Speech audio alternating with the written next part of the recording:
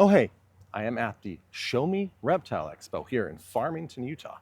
This is one of the newer, it's actually the newest expo that happens each year in Utah.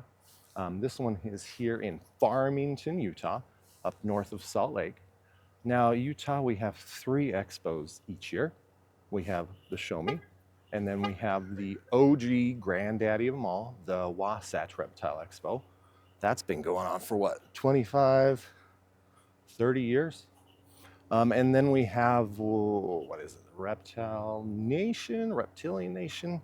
That one's down in Sandy, and that's been going on for 4 or 5 years. So let's go into this place and check it out. It is Sunday, so hopefully the animals haven't all been sold out. Either way, let's go look. All right, we're walking in. It's a smaller venue, which is nice. They said it was very packed yesterday, which is good for the vendors, good for the showrunners. Yeah, it's just a nice little venue. This is it. Just one big barn. I don't think I have seen many of these at the Utah shows. Nope. Yeah. They're kind of rare. How do they feel? Their scales and everything? They're chill. Oh yeah, they're smooth, not killed. Kind of like rubbery. Yeah, they are. Wow, interesting. Yeah. People love the little horny nose colubrids. I mean, they're easy to keep. They eat well. So, Wow. decent size, not too big, not too small. Awesome. That's pretty.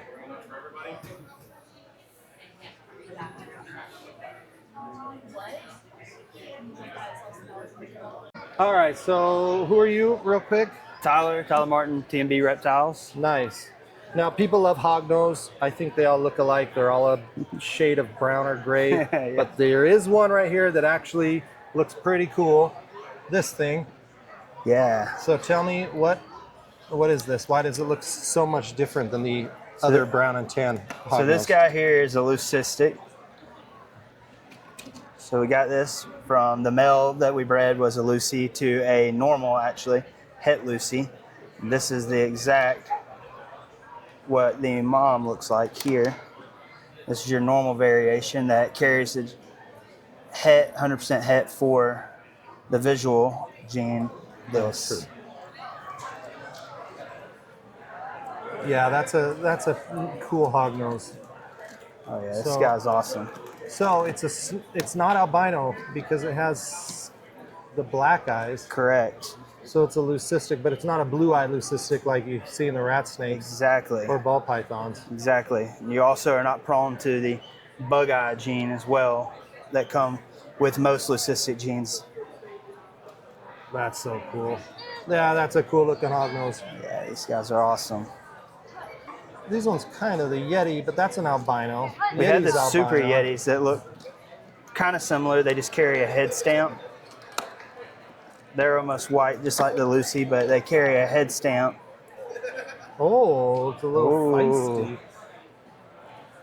Thinks my finger's food, but it's all white. But you notice it's got red eyes instead of the black eyes. So this gene here is where this is a super conda albino exanthic. So this is just a super form of conda with snow. So if you do 2 of these together, you get the more white snake, right? Is that what you're saying? So 2 of these. If that carried exanthic. Oh, I see. If that carried exanthic. So here's your visual exanthic. These they're not het for albino, but if you have exanthic and you were to breed it to like an albino or het, then you would sit here, and that's how you would get a Yeti, which is basically just a conda snow. Oh. And then when you do conda to conda, you get the super form of it, which makes it all white. And then you just get the head stamp. Oh, interesting. Cool. And you bred all these, right? You said? Yep. Okay. Is there anything else you're breeding, or you did that this year? We got pits going this year. We got a bunch of bull snakes that we're excited about. We got some pretty cool corns that are going.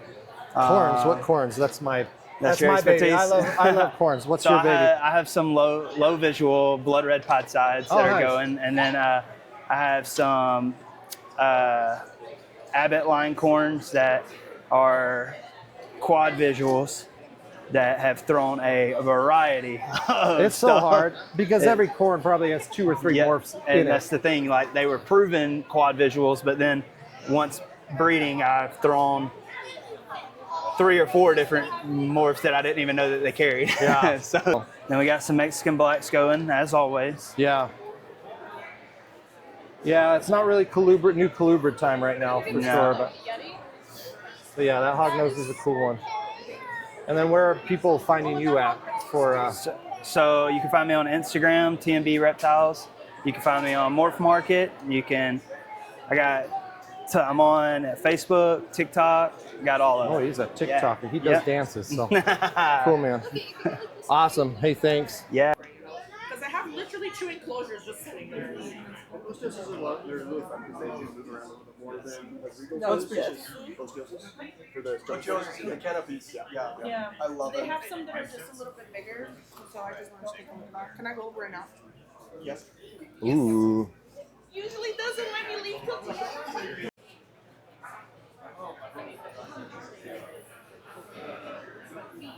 Hypo. Where are my hypos? All right, Mountain Man. What's up, what's up? You're probably a staple of all the shows. I saw you at Pomona. How was Pomona for you? Pomona was awesome. Yeah? Yeah, it was our first time doing the Super Show, but we really had a good time. It was nice to see a bunch of friends that, like our out-of-state friends and stuff. So Yeah.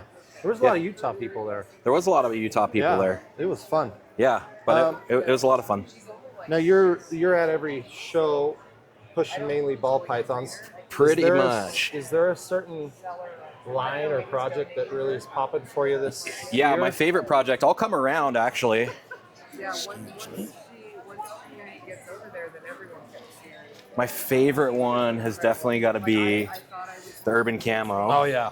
And this one has Spark in it too. And so to my knowledge, no one's made it with Spark before. Ooh, it's a two-faced type. Yeah. That's pretty rad. So this So girl.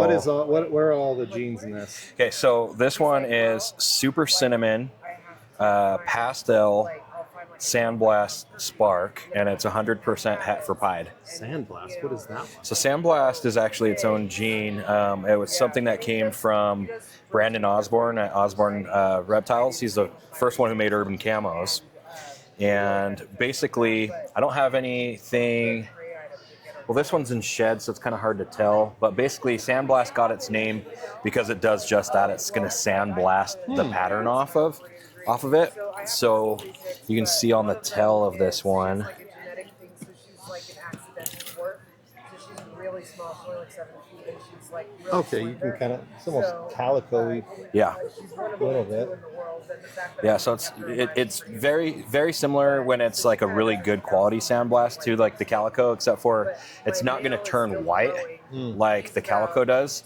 You're really just like blasting off the alien heads and any of the pattern, but the color still basically remains the same. Wow. But that's kind of the linchpin gene in making the urban camo do what it does. And because like just a normal Super Cinnamon, you're going to have some of the black blotching, but you're generally not going to get a lot of the grays and the digitization or digital pixelation, I should say. A lot of that's happening with the Spark too. Yeah, this is the type of snake that a non-snake person will look at and say, this is a nice, beautiful animal. Yeah, she gets a ton of attention every show. Yeah, the pied, just basic pieds in general, and then you add all this other. Cinnamon is a pretty good gene It for ball is. pythons. Yeah, I love cinnamon. It's one of the first genes that I started working with Yeah. way back when. I have like a Super Cinnamon champagne. It came out 100% white over here, but I've sold a lot of the ingredients for this snake. Yeah, that's pretty. And she's like the girl that it's like, I'll sell her, but I'm not going to budge on the price, and I've been feeding her like a holdback. Yeah, it's one of those you just keep, and But if you hang on to her, oops, that's not a bad thing. yeah, but I'm excited. Her mom's gravid again with the same pairing. Yeah. And she's my biggest ball python. She's the biggest ball python I've ever heard of or seen. Is that the one that somebody did a video with? Yeah, it was on Brian Cusco's channel. Yeah, that's right. Yeah. Okay. So her name's Aztec, but she's 6'1", 6,500 grams. Her head's like that big. Comes from Volta blood. Okay. So she's just And yeah, so she did 17 eggs for me last year. Yeah. Lord. Yeah. Like, I don't think I've ever even, like, you guys let us know in the comments if you've had a bigger clutch than 17. Let me know, but I've never heard of it. Yeah, that's corn snake colubrid territory. Yeah, exactly. Wow. Well, that's So- a beautiful snake. Thank you. And it's even better because we get all the But I'm excited about this girl. Yeah, that's pretty. Yeah. And then you're doing every show, I feel like, right? Yeah, so last year we went full time. Yeah. And so we'll do all of the local shows. We're traveling around a lot. So we've been doing a lot in Colorado, Idaho. We're going to be doing the All-American one in Scottsdale, Arizona this fall. We're doing All-American in Castle Rock next month. So yeah, we're always on the road. Traveling. Yeah, That's fun. Yeah. A lot of work, but yeah, cool. Yeah, I love it though. So I get to do what I love and living the dream, really. So your best bet is to if somebody wants to contact you at a show, that's the so, easiest.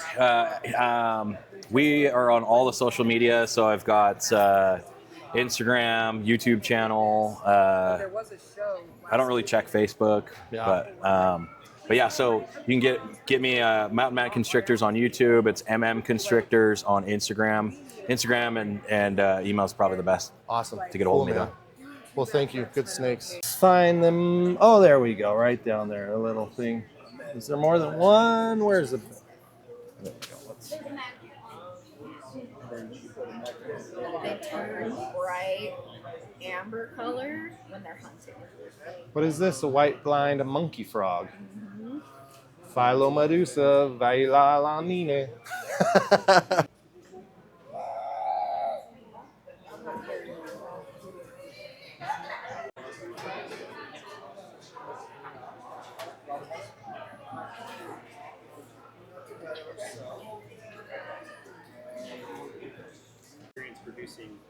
Ooh, that's a pretty one. Oh no, they're really light. Looks like you have Jason's stuff, huh? I'm not even really working on this thing. They're a little stressed. Well, here. All right, so tell me, who are you and what are you pushing? What are you doing here? I'm Shawneen. I'm with High Desert Geckos, and we are doing lots of reptile supplies for tanks, bioactive setups, and reptiles. So mainly geckos, is that what it is? No, amphibians, reptiles. Yeah. Great. So what's your main thing? Are you the breeder or are you? Nope, I'm just her lackey. Oh, so that's the main breeder over there? Yep, Samantha. So what is the animal that you're selling? Let's see some geckos. Lychees, chahuas, is that what it is? Lychees, chahuas, leopard. We did have leopard geckos. We have gargoyle geckos, mourning geckos. We have your amphibians, mossy frogs, dart frogs, and white tree frogs. These chahuas are cool. Which one's your favorite? Mine is, where's the pink-based one? This one. Oh, did you move them? Oh, this one? This one's really cool. Ooh, that's cool. Do these fire up and change color at all? They do get a little bit of different coloring, Oh, wow. but So this is a baby. What is this again? Tell me. This one is a chahua gecko. A chahua gecko? Mm-hmm. And are these are the ones that will these crossbreed? Are these hybrids or these sometimes will cross? Some people can try to crossbreed them with a crested gecko.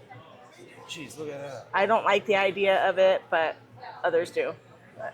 So this little baby is the baby of this one. Nope, No? but this is a full-size adult one. Holy moly, look at the mossy coloration on this. Those are rad. And that's as big as it gets? Mm-hmm. They can get larger, just depends on what island they're native from. These ones are the Pine Island. And are these the same care as a cresty? Very similar, yes. So really kind of just room temperature and Mm-hmm. and you just feed them this. They'll eat Pangea, but they do love their insects. Those are cool. Mm-hmm. I'm a snake guy, but I appreciate Oh, I like snakes cool too. critters. And we do have some hognose as well. Oh, I don't consider those a snake. So. Yeah, but they're still cute. Where are you all out of? We are based out of Redmond, Oregon. Oh. And are all these on Morph Market or mainly She does shows? have a morph market. It just kind of depends on her supply and what she has when she lists them. Or just house them together? Nice. Hi, Awesome. how are you guys? Well, thank you so much. You're welcome. All right. You are, what is it, triple exotic? Triple exotic reptiles. Now, these are ballin' animals. I love the short tail and blood pythons. These are so freaking rad. So tell me all about this and the projects you're working with. So this is a Borneo shorttail. I just started breeding these 2 years ago, and I don't know, it's only have one breeding pair, so I don't really know what else to say. But No, it's fine. What is it the similar process? These need higher humidity, right? So the humidity is pretty close to the same as the ball pythons. It's a little less on the like the hot side of their cage. It's like mid to lower 80s versus the upper 80s for their hot side. But Now, since we're in Utah, humidity sucks. I hate it. what humidity? Yeah, exactly. So how are you overcoming the lack of humidity we have in this wonderful state? So I actually enclosed my garage and insulated it. Oh, really? And then painted it with a waterproof paint. And I have a humidifier in there, and then I go through every 2 or 3 days with my pump sprayer and spray each one of their enclosures just to help them shed off and stay humid. So you went full on out. You went Oh full yeah, invested. it's like a sauna in there. It's 82 to 3 degrees inside the room itself, and then 50 to 60% humidity. Now, are these as bitey as people say, or is it just like any snake? If you work with it, it's...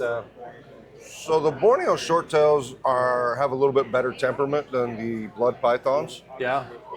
And I've noticed that if I work with them and kind of, I don't know if you want to call it torture them or whatever, but play with them every day or, a couple, 2 or 3 times a week, they stay pretty tolerant to me. Yeah, I found that with my rat snakes. Same thing. They're naturally a little more shy and defensive, Yeah. but if you're working with them, they will be great. Yeah, the 5 that I have left out of the 19, they all have a pretty good temperament. So. And how many clutches have you had of these then? Just one? So I've actually only had 1 clutch of Borneos. Yeah. I had 1 clutch of Sumatrans, but only 1 egg actually made it full term. Oh, really? So. And how many you're just doing the 1 pair again this season? Yeah, I'll probably pair them up again next year. Okay. So I got my Sumatrans right now. I got 2 females that I'm hoping they drop some eggs in the next couple of months. Rock on. So. Cool, man. And where are you out of? We're Ogden, Utah. Oh, okay. Nice. My daughter goes to Weber, so. Oh, nice. Yeah, cool, man. Well, thanks. These are such beauty. Anytime I see these online, I just think these are such rad animals. Like, they really are. I wish I would have got into these instead of ball pythons, to be honest. Yeah, I've been moving more towards these and Sumatrans and kind of thinning out my ball python selection. Well, their heads are just so ancient, prehistoric, and their eyes, they're so cool. Right. All right, man. Awesome. Thank you. Good one. You as well. Take care. With him she was already like saying like not another one. I didn't want to like push him, All right, Mythic Pets. You have a lot of cool Colubrids, a lot of hybrids that you always talk about. So let's talk about something else that you love. Yeah. What do we so got here? These are the Honduran milk snakes. So a lot of times people come to my table and they say like, "What's your favorite Colubrid?" And my answer is always the Honduran milks. Really? I like the Hondurans because like once they're yearlings like this size, they're as mellow as a corn snake, and they actually get to be even better pets or even more mellow when they're bigger adults. Yeah. And just out of all my breeders and my adult snakes, the Hondurans are just honestly the most enjoyable to work with, you know? Now, I've had I've had a milk snake before, and it was very wiggly. It was a wiggly little worm, but you're saying these do... Yeah, the Hondurans are the biggest of the milk snakes, and they have a little bit more mass to them when they're older, and they just tend to be slow and, you know, just, at least mine are. I'm sure there's some people out there that have some that are a little more, you know, active and runners, you know, but for my money, these are kind of the ones that I would go with. Is this you know? one in shed or going into shed? No, this is a hypo, so this is Okay, actually that the makes color sense of the snake. Yeah, Now, is this a hobby Duran or a Honduran? Honduran. Okay. Yep. Yep, these are 100% Honduran milks. They're born real big. Like these ones right here are like 4-month-old hatchlings, and they're almost as big as the yearlings, but they for the first year, they kind of just, you know, grow slow, and then they hit like a, you know, 1 to 2 year old growth spurt, you know. And are these the same care as a corn snake overall, basically? Exactly the same. Some people like to have them with a little bit higher humidity, or they keep them on Reptichip instead of Aspen. But I've never had to keep them on anything other than Aspen. I treat them just like the corn snakes. Yeah, they are a good pet. Yeah. I know Kayla Martin, and she's one of those top. Yeah. And she's always posting the coolest looking milk snakes. Yeah. That's a normal one, right? That one's also a hypo, but that one's a little bit darker hypo. This one is a normal tricolor. Okay. And then we also get tangerines a lot of the time. Like, so this one's a normal tricolor, and then you have an albino tricolor there. Okay, so if you were down in Honduras, Herpin, this is what you'd find. Exactly what they would look like. Okay. And the tangerine is more of a variable, trying to think of the term, it is a modifier gene. So you will get tangerines and tricolors in the same clutches, regardless of the lineage most of the time. And you can get some that are kind of an in-between, like they'll have a paler orange rather than the off-white in the middle, whereas the tangerines will have like really bright orange instead of tan. Now, are these diurnal? Are they active during the day, or is it more at night? More at night, but I have seen them, you know, cruising for food in the daytime before. So, you know, they don't cage surf as much as the king snakes do, but they, you know. Awesome, man. Yeah. Yeah, you have a lot of cool stuff. Yeah, and so like I do some of the hybrids. I actually prefer the hybrids that have Honduran lineage. Like this is a 75% corn, 25% Honduran. And so this one, because the corns gain so much color as they grow and the Hondurans are red and black, this is going to be a very bold orange and red snake when it's an adult. Yeah, you can tell by the head that's a... Yeah. The body looks just like the like a snakes tessera corn. I produce, but the head is a lot different. Yeah. Awesome. But also you get a little bit of that fun, like mellow Honduran temperament with the hybrids too. So that's fun. Yeah, very Awesome, cool. Man. And then the best way to reach you or find you, you're always at shows? I'm always at shows, but I do have an Instagram, which is this mythic_pets. Okay. Cool. Yep. Well, thank you, sir. No problem. Good to All right, so tell me, what is your name and who are you with? My name is Matt. We're with Gecko Bros and More. We sell crested geckos, leopard geckos, isopods, and supplies. Nice. Where are you out of? We're out of West Valley. Okay. So what's your main... Well, you have a lot of the leopards here. Is this your main animal that you deal with, would you say? Yeah, mainly leopard geckos and the isopods. Really? Which one is your favorite line or morph of these? Is that one in shed? Yeah, that one's in shed. She started like right as we packaged her up, so it's about to come off. You know, I think I like the extreme bolds. Honestly, they really caught my attention. Yeah, those are actually into them. Those are pretty cool compared to those, really. Yeah, and it's crazy how the coppers change from hatchling to adult. They're way brighter, and then they kind of dull out as they get older. Are these going to stay the same throughout when it gets older? They dull out a little bit. I mean, most of them do, but yeah. Cool, man. And how can anybody reach you? What's the best way? We've got our Facebook page. It's just Gecko Bros and More. Okay, awesome. And is this your first show or? No, We've been doing shows for a couple years now, but Wonderful. Now, do you bioactive with the leopard geckos or not? you can, yes. Do they eat the isopods if they can find them? Yes, they will. Okay, so you got to be careful or just know. Yeah, keep a separate bin of the isopods so they breed separately and add them in so they don't all get depleted. Okay, perfect. Well, thank you. Good meeting you.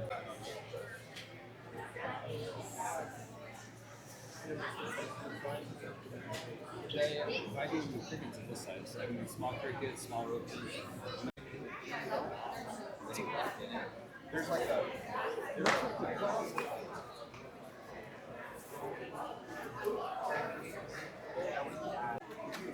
You like the witch frog? I figured. All right, so who are you? Where are you from? Handmade in Utah looks like. Yep. Hi guys, we're Tara and Fern. We live up in Logan. This Oh my is gosh, where we what a cute little thing. I love it. captive breed all our jumping spiders. That's so cool. So this is a regal jumping spider. She's still a little one. It's a female. These guys are awesome pets because they're super chill. She doesn't want to come out because the heater behind us is awful. Yeah, it's blowing it away. They don't like it, but they're super fun to hang out with. They're super chill. They like to sit on your hand and walk around. We like to bring them out at least once a week to like walk around, take a little walkabout anywhere, right? What do we want to bring out? All right, my SD card, I got a new one. So we were talking about this cute little thing that, This cute little girl right here. now how long do these live? These guys live from egg hatching to like the end of their life, anywhere from 2 to 3 years, if you're lucky. Do they do a big clump like Charlotte's Web? Nope. These guys are active hunters, so they will go out and seek food instead of making a web and waiting for food. These guys like to make a little hammock to sleep in, but they will go out and look for their food and hunt it, which is actually the funnest part about having them is watching them eat. I love keeping these. If there's a wild one in my house, I just keep it in there and watch it eat the flies. And let them just hunt the food. They have great like feeding response. They'll jump on. What about breeding then? Is the males smaller than the females? The males are usually smaller than the females. They will breed one time, and the female will have up to 6 clutches of eggs. Does she lay a big sack of them? Yep, she'll lay a big sack, usually wherever she's like just hanging out. Really? So they like to be up. They're arboreal. You'll find them on walls. You'll find like at our house we always find them on the brick house. Like they'll be up high. They will sit and guard their eggs until they're ready to come out, and then they'll go and do it again over and over again. Fun pets. They are. They're so much fun. And then, you feed them just these tiny little... Yep, they'll eat mealworms. They'll eat anything that's very active. Mealworms are their staple food that we give them, but we also give them waxworms. We'll do crickets, hornworms, literally anything that's moving, they'll eat. And this if is they a see perfect... another spider, they'll eat another spider. Really? And this is a perfect setup for them? Yep, it's got everything that they need. That'd be fun. With enough enrichment for them to walk around and have a fun time. We'll sometimes go in and clear out their webs just so that they keep making webs. Oh, little jumping spiders, how awesome. You know him. You can see the Wasatch video.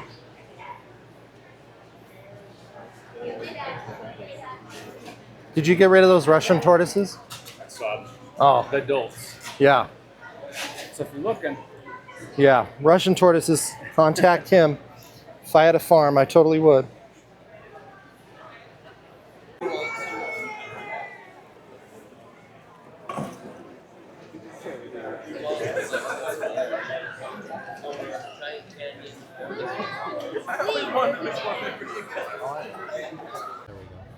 All right, this is a what is it? Saracenorum. Saracenorum. Where are these from? Newcastle. Yeah. Okay, so like everything else. Wow. They're not very popular, right? They're just not a lot of people have them. Well, now. That's really pretty. Yeah, for gecko folk, that's a cool species. Pretty. You into axolotls? Yep. Now axolotls are super popular because they're a little Pokemon. And I was looking at your table, and maybe the axolotls I've seen in the past are not healthy or happy because I've never seen them with their little, I know these aren't ears, but I'm going to call them ears. They're gills. I haven't seen them with their little gills popped up like this before. So yeah, so the length of the gill and how frilly they are is an indicator a lot of times of how healthy the water conditions are. Oh, okay. And there's a couple things that contribute to long, beautiful gills. Axolotls don't like a lot of current. So if you see people that have like a high flow filter and it buffers over their gills, that'll wear the gill down over time. Where we use sponge filters, so these don't create a lot of current. And because there isn't a lot of current, the axolotls actually swish their gills, and that's what they're processing the water through the gills. And so they need a little longer, frillier gill to actually collect more oxygen. Oh, okay. But when there's a lot of current, it kind of cheats the system, and then their gills just kind of erode away and get a little shorter. Natural current. And some of it's genetics too. So there's just some axolotls that just genetically have a shorter gill, where the others have really long gills. A lot of our melanoids, the darker ones, traditionally have really long, frilly gills. Like all of our dark ones tend to have really, really long gills. But these guys are a newer breed for us. We just hatched these in December. Yeah, and these guys are showing really nice long gills. These are actually called melanoid exanthic coppers. So they're a copper morph, but they're an exanthic, so they don't show the gold. So this one over here, these are actually clutch mates. So these are brothers and sisters to each other, and you can see this is more of the melanoid, where these ones show the spots and speckles. These are the traditional copper. Look at that thing. Wow, these are cool. So they call these MACs for short, MACs, and this is one of the rarest morphs in the axolotl world. Wow, Mac axolotl. All right. Cold temperatures, right? You keep these in your basement or? Basement, near AC vents. A lot of people will run chillers. You want to try to keep them between 64 and 68. Once they get above 70, they're not super happy. You know, you're pushing it at that point. So, you know, out of direct sunlight, basements are great. I have a couple tanks I keep near AC vents, and that really keeps them down. You can do evaporative cooling, so you'll see the fans you can buy online that blow air across the top of the tank, and that'll knock down your temperature 3 or 4 degrees also. Wow. Cool. Yeah, they are unique little critters. Yeah, they just did some new studies where they've discovered the axolotl is 1,000 times more resistant to cancer cells than we are. Really? They actually will kill the cancer cell faster than it can regenerate itself. So they're doing a lot of studies to figure out how they're so resistant to cancer and trying to see if they can't leverage that into medicine for humans. Huh. And they're also one of the few animals that can regrow their brain stems, their brains, their legs, their tails, their gills. So they have regenerative properties that a lot of other animals don't have because they never leave their larval state. So they're in a juvenile state their whole life. And so the hormone that we produce when we're being developed to grow our legs and our arms and our brains, we stop producing that when we're born. Yeah. These guys never stop producing that hormone their whole life. So if they have a leg come off, they just regrow the leg. That's crazy. So they even breed in their larval phase? Yep. So they spawn just like any, salamander. They lay eggs, kind of like they look like frog eggs, little jelly balls, and then they hatch out of those. Wow, they are so unique. But I love it when they're so healthy animal right there. That's so cool. And how can people reach you? What's the best way? So we have our website, uintoaxolotls.com. You can find us on Google under uintoaxolotls, and we also have the Instagram, Facebook, and an email available as well. Where are you out of? We're in West Haven, just right outside Ogden. Okay, cool. So this is a local show for you, really, huh? Cool. Well, thank you so much. It's interesting. So this is 50 Exotics, right? And you're where are you out of? Out of Syracuse, Utah. Cool. So you have a lot of sand boas, which I know they're common, but not really common. Tell me about how long have you been breeding and dealing with them? So we've been breeding sand boas for about 3 years now. Sand boas, so yes, they are common. There's actually some newer morphs that are coming out that are making them kind of less common and not, there's some cool stuff like paints, the GX gene.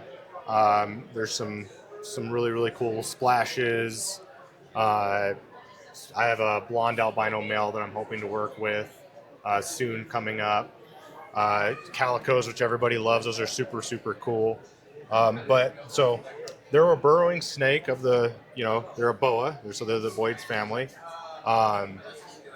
Super fun, but they stay small, so they're sexually dimorphic. Like, good thing about Sambos, they stay relatively small. They're sexually dimorphic, like hognoses. Like most people know, the females are significantly larger than the males, so you're looking about 1.5 to 2 feet on males and about 2.5 to 3 feet on females. And obviously, their females are a lot more hefty than the males, so it can be fun to see them together when they're breeding. So with these guys, what's kind of cool about them is they don't typically strike like most snakes, where you see them, S-curve, and they kind of give you that forward strike. Yeah. What they do is I'll find one that's kind of peeking out of the substrate here.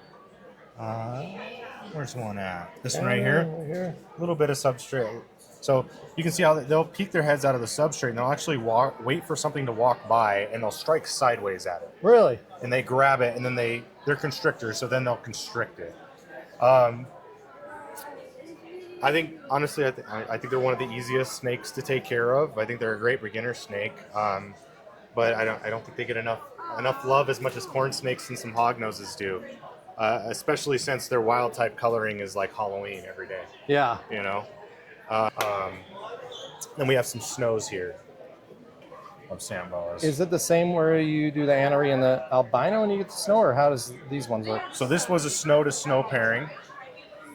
So what's actually kind of cool about Sambos is, so for a while there's a thing called paradox. So a lot of people see the albino paradox, snow paradox. Yeah. So paradox in Sambos is actually, you can replicate it. Okay, So it's not true paradox. I made a video with my buddy who has some, and he has paradox, and we didn't know the answer to that. Yes. Okay, so paradox, cool. if you breed, so you'll actually see some stuff out there that's het paradox. Oh. So it's because so if I breed an albino to an albino paradox, then I'm just going to get a bunch of normals. Okay. Because albino paradox and albino are kind of two separate things. So, so paradoxing in Sambo isn't truly paradoxing, but so it it's is not the like black every dots. other type of where it's just Correct. random and not. So trait. originally, that's what everybody thought because of the black dots that go in that are random. Yeah. But it's actually Oh, that's cool. Replicatable. So nice. Yeah. And how long have you been working with them? You said. So about 3 years now with Sambo. So we picked up some adults and some other ones that we grew up, and so we have these babies, and then we have the 2024s. These were born just right before Wasatch last year, so right last fall. The normals are pretty cool. Right? Yeah, I mean, where else can you get a normal snake that color? Yeah. Some morphs take away from the normal. 100%. That's one, honestly, some of my favorite. Other than the aneries I love. We try to go for cleaner aneries. Like you can see a lot of aneries you'll see, they'll just be like a lot of dots and kind of muddled up in the that's cool silver and the white there. These guys, we try to go for the more clean patterning on the aneries. And what's the care for this? So you can use a variety of substrate, but majority is dry. Some people use sand. I stay away from sand myself. I like the aspen chips. I like the aspen chips, one, because it's not sharp like regular aspen. Yeah. And I can use like a litter scoop to keep it spot clean really nicely. But then I can change it out easily, and it's not dusty. These aspen chips are like de-dusted. Is this the PJ? Is that what it's called? This one is the Zoom Ed Reptile chip. Okay. Yeah. And they advertise like 90% dust-free or something, in the 90% dust-free. And I notice it. My wife has asthma. She notices it. Oh, really? And what I do is I leave them a humid hide permanently. I leave it moist. I let them seek it out when they want it. Water bowl, a hide, some foliage in there for a little bit of coverage, and then a good amount of substrate for them to burrow into. Oh, interesting. But I do heat mats on. I set it on the outside of the tank. Thermostat in between that. So I set mine about 105 usually. So they're hot. Yeah. Inside is usually about 95 to 100. Okay, so they like a higher heat. Yes, they do. They like a higher heat. All right. But you can do over top heating, but I do belly heating, but you got to do one or the other, right? Because then it doesn't allow them to thermoregulate. Oh, that's typical. Yeah, cool. Well, thank you, sir. Yeah, That's anytime. Cool. Interesting.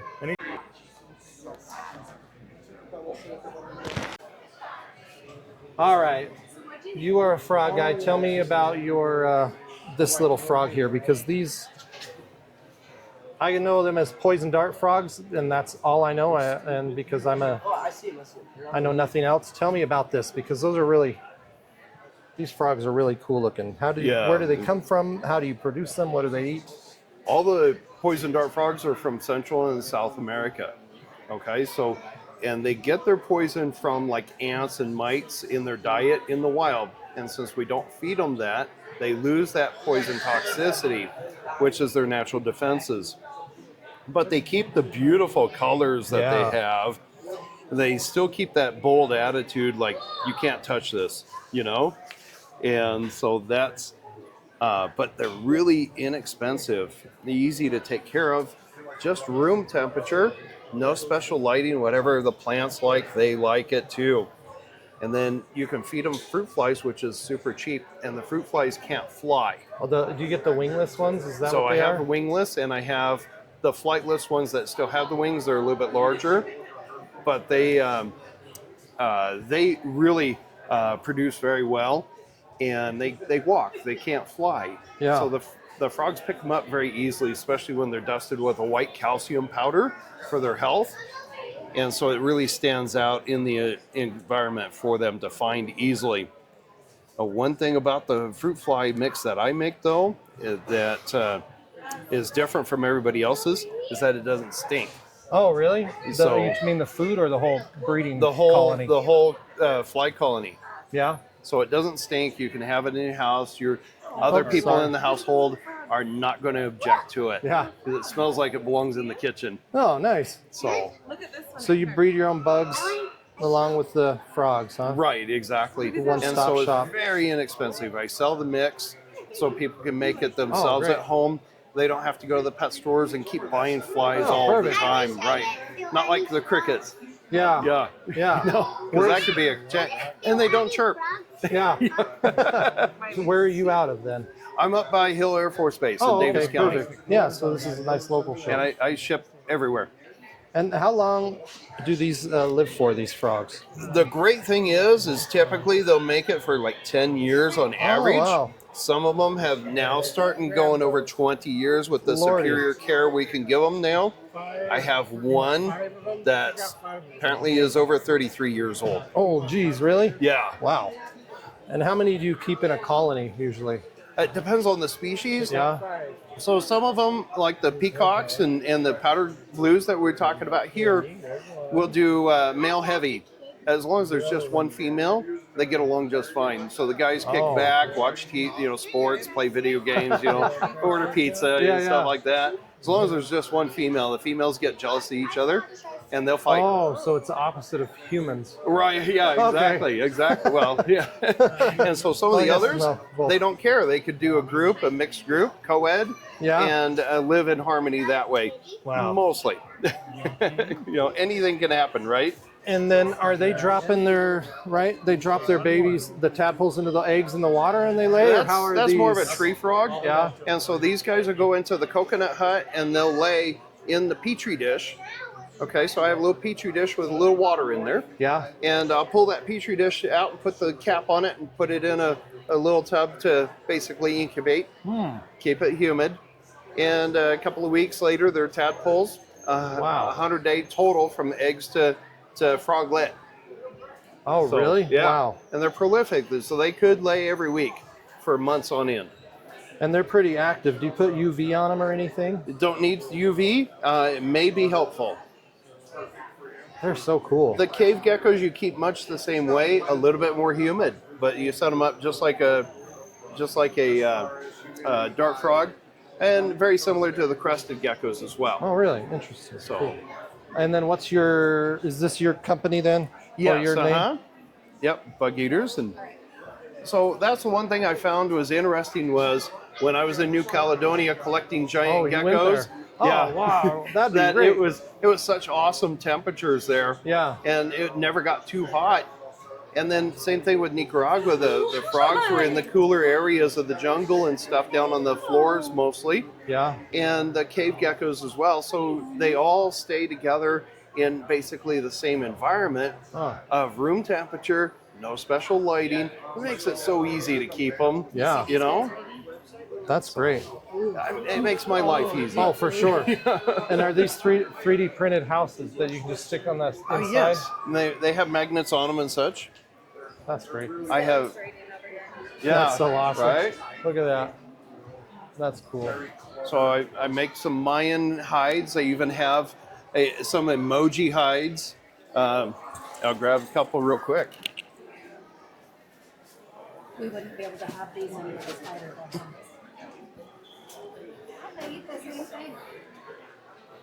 So this way you can find the little. Yeah. And I made the unicorn version. Nice. Perfect. Well, thanks for the information. These would be a fun colony to have in a front room and watch them all day long. Yeah. Awesome. Thank you so much. Yeah. All right. So tell me, who are you and where are you from and what are you doing here? Yeah, so Trey Armstrong with Rare Plant Haven, we live in Riverdale, so we're based out of Utah. We decided to take a focus into rare tropical plants that are specifically for terrariums, vivariums, paludariums. So a lot of the plants that you'll see here, you're not going to find any of like your local nurseries. The goal really was to give the Utah area something that you just can't find, because oftentimes people try and fit the wrong type of plant into their vivarium or paludarium and they outgrow it, or it's just not right for the environment and it melts and dies. We also have different types of like kokedamas, and this is more of the fun stuff. This is stuff that's non-terrarium, but it gives you that creative feel that you can have inside your house if you want to add some greenery to your house. Then we've got some regular traditional plants that are just a little bit more fun in terms of color, stuff like that, but still don't have to have them inside a terrarium.